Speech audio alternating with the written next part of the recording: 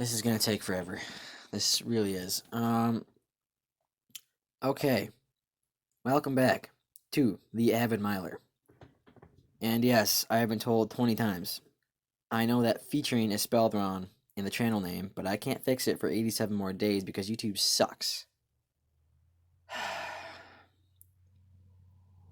Kind of mad.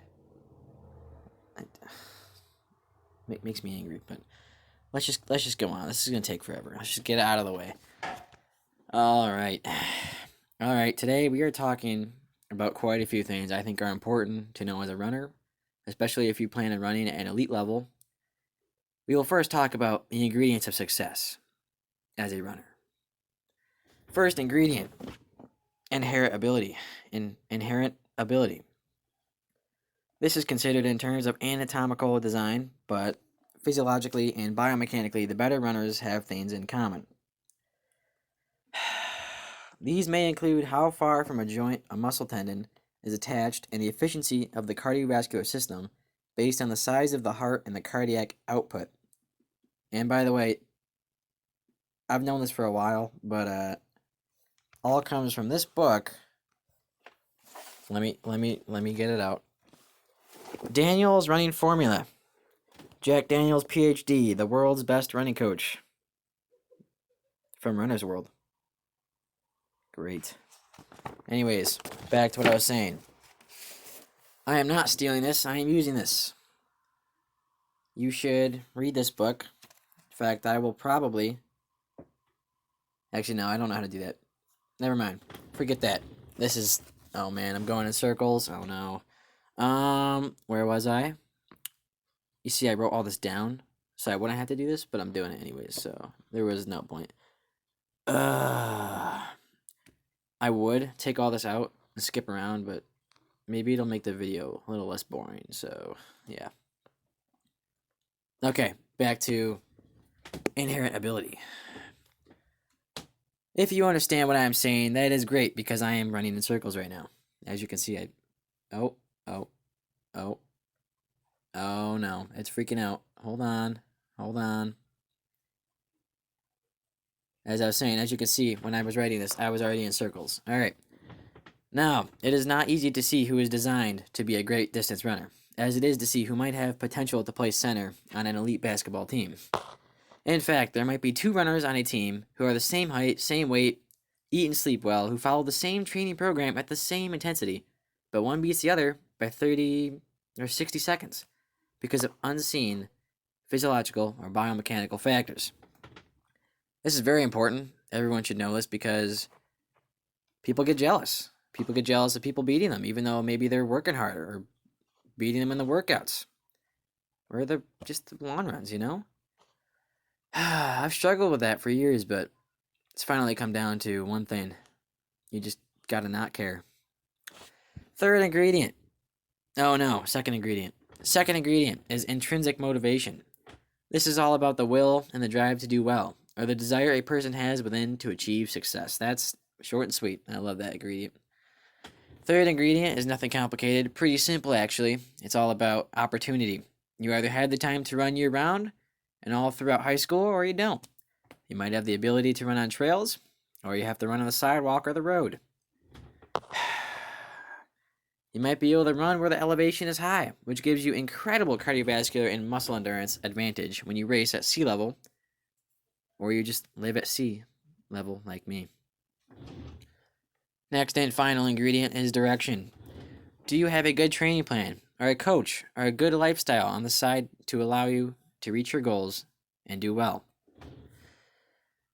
That's the question. Find your direction and make it a good one. This video is going to be so weird. Oh, gosh. All right. Next, we will talk about Jack Daniels' Laws of Running, the same guy who wrote this book. Now, I'm not explaining this deeply. In fact, I'm just reading this off so you can know this and hear me say this because it's very, very important. Number 1, every runner has specific individual ability. Number 2, a runner's focus must stay positive. Number 3, expect ups and downs. Some days are better than others. Number 4, Be flexible in training to allow for the unexpected. Number 5, very important, very important. Set intermediate goals. Don't just say you're going to run sub 4 when your PR is 5:20. Maybe aim for 5:10 first, and then 5. I mean, okay, maybe you can't chop off a minute and 20 seconds in a year, but whatever, you get the point. Set a high but realistic goal and work off smaller things or goals to get there. Maybe your goal is to be top 3 in the team by November. Well, maybe you're not even top 7 yet. So, focus on top 7 first. Keep that top 3 goal in mind, but focus on top 7. Maybe top 6, top 5, okay, you get it. All right. Everyone will eventually make this mistake. I have countless times, but never ever tell yourself you can't get there, because you always can. Normally, usually, unless you're very overachieving. Number 6, training should be rewarding. It's not always fun, but always try to have fun, and if that means playing with geese, I mean, I've done it. Yelling random weird things on your long run, just go for it. Just do it with moderation. Don't yell anything stupid. Just have fun. Get the mileage in too. Don't undertrain. That's never good. Okay. Yep, number 6. Training should be rewarding. It's not always fun, but always try to have fun. Just said that. Going in circles. All right, please hang with me, please. Number 7. Eat and sleep well. Nothing to it. Not even going to read the rest. I really need to just keep going here. 8. Don't train when injured or very sick. You get the point. Not going to read that next part. Number 9. If you're feeling very bad and you know something is wrong with whatever that is in your body, you need to get it checked. Maybe you're anemic. Maybe you're iron deficiency. English. Maybe you're iron deficient. Oh God, this is horrible. That was number 9. Yep. Number 10. A good race is never a fluke. All right, we're just cruising past that. Ooh, this is horrible. Oh my gosh. We're gonna go over a little bit of something you should keep in mind when you're training. Maybe a principle, I guess you could say. It is a good idea to understand how the body works and how training will affect the body. So different runs or workouts are going to affect different parts of the body, and it's important you do everything you can to make sure you recover the best way possible. Or you will not get stronger, you may get injured, or you just won't get faster. So that means icing, stretching, moderating how fast or how long you run when you're super fatigued, or maybe you're injured. In case, don't run. Joe. Yep. Because one wrong turn in training that you maybe thought would be fine could end your season or your life. No, I'm just kidding. Just your season. Every time you impose a stress, you get a reaction. And over time, different reactions to a repeated stress indicate oh my lord, muscle growth, and the body re-strengthening itself from being broken down. It's almost like the letter M, repeated over and over again. Because you break down after a workout or a tough run, you recover, it rebuilds, maybe even gets stronger than it was, then you break down again. It's a cycle. Oh gosh. Now we're going to talk a little bit about stride rate. This crap. According to a lot of coaches, including Jack Daniels himself, stride rate is best at 180 steps per minute. To make it easy to understand, stride rate is basically the rate at which you take steps per minute. I made that so much worse. All right. Now, even though most elites are around 180 steps per minute, that does not mean you need to be at 180 to be a good runner. For example, my friend Jason, when he was running around 19 minutes for 5K, he had a stride rate of about 160, give or take. All right, just estimating. But he did start shortening his strides when I told him about stride rate. Started improving his turnover instead. So, now he's close to 180, if not at 180, and he's running around 1740 for 5K, and potentially, by the end of the season, could be sub 17. So, that's not bad for just a few months. Few months' work. So, basically, my input is that stride rate is not too important, like a lot of coaches emphasize. You might see a lot of coaches talk about stride rate every day. Relax. If you're overstriding, which means you're probably around 150 to 170 steps per minute, that's not good. You can't overstride. Shorter steps, the better. Not like stutter stepping, that's just bad, but quicker strides, quicker strides. If you want to count stride rate, simply count how many times 1 foot lands on the ground for a minute and multiply it by 2. So let's say you counted 88 on your left foot. Multiply it by 2, roughly 176. Not bad. All right. Oh my lord. We will now discuss the impact of CO2. At any given moment, whether you're running or at rest, the air in your lungs is about 4 or 5% CO2.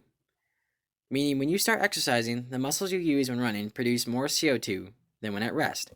So the fraction of this waste product is increased. When your body senses above the normal 4 or 5%, you breathe harder to get rid of it. Not a single drop of oxygen stimulates you to breathe harder. In fact, you will always have plenty of CO2 as long as you are breathing healthy and normal air. Of course, we live in the city, so, well, my school, so it sucks.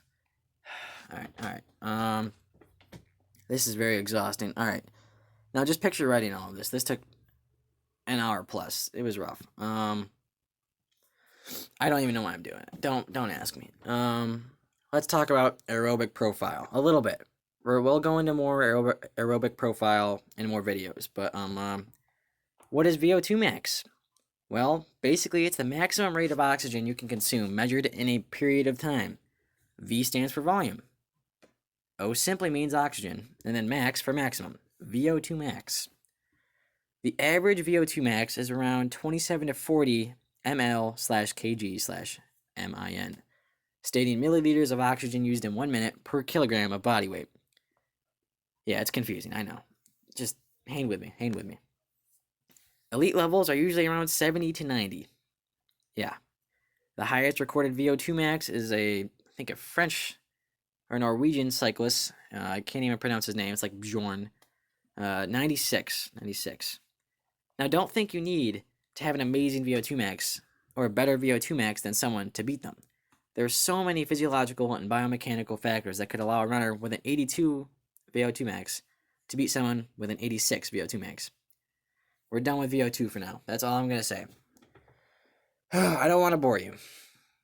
I know I am. So we're going to skip some of this. Resting heart rate. Is it important? Of course it is. Yes, very. Your waking heart rate can show how your fitness is progressing or degressing. Resting heart rate will typically get slower as a result of your heart getting stronger. Allergies. And capable of pumping more blood with each beat. Waking heart rate can also indicate a state of overtraining. So if your morning heart rate is considerably higher, so let's say your morning heart rate is 39 when you wake up, which is pretty good. Maybe it's 44 or 45 the next day. You probably work too hard or you're overtraining. That's not good because it states your body needs rest or you're going to get injured. Yeah. Like I said, you might need to crank it down a notch or rest up. Going off script a little bit here. That's my bad. What is hemoglobin content? Globin. Someone needs to tell me how to say that right. I always say hemoglobin, but it's hemoglobin. I don't know. The L is before the O. That's all I know. So another factor that will affect your heart rate is the blood's oxygen carrying capacity. Oxygen is carried by hemoglobin. Never going to get that right. So, yes, oxygen is carried by hemoglobin in the blood. So having a high content is important, especially for endurance athletes. Having low hemoglobin content usually means there's something wrong. Maybe you're iron deficient. I've had that before. You're anemic. Low iron levels. Yeah, not fun. You could, I don't know, like I was running 19 last year, roughly 19. I was probably in 1830 shape. And then I got hit with iron deficiency. Here comes 22 minutes, 23 minutes down the finish line. Not fun. All right. You know, this took way too long. 14 minutes. Holy crap. All right. That went by fast, though. Okay, now I know this was a lot to take in. If you can just remember the laws of running stated a while ago and remember to watch yourself with moderation when training, you should be fine. Keys to not get injured. Know your body. You got to watch out for yourself. I know maybe you want to run with someone one day, but you can't keep up. Just you do you know? Listen to your coach, but you do you. All right, a lot of this nonsense is just me trying to make myself look smart because I am trying to make myself look smart. But it is very interesting in my opinion. I love this stuff. It may be crap, but I love this crap. All right, I was going to talk about training intensities or paces, like tempo, threshold, repetitions, intervals, easy runs. You know what paces those are at, but I'm pretty tired. 15 minutes. Wow. I was also going to talk about running at altitude and how that affects the body, but we'll talk about that another day. All right, we're done. Pain is temporary. Quitting lasts forever. Peace.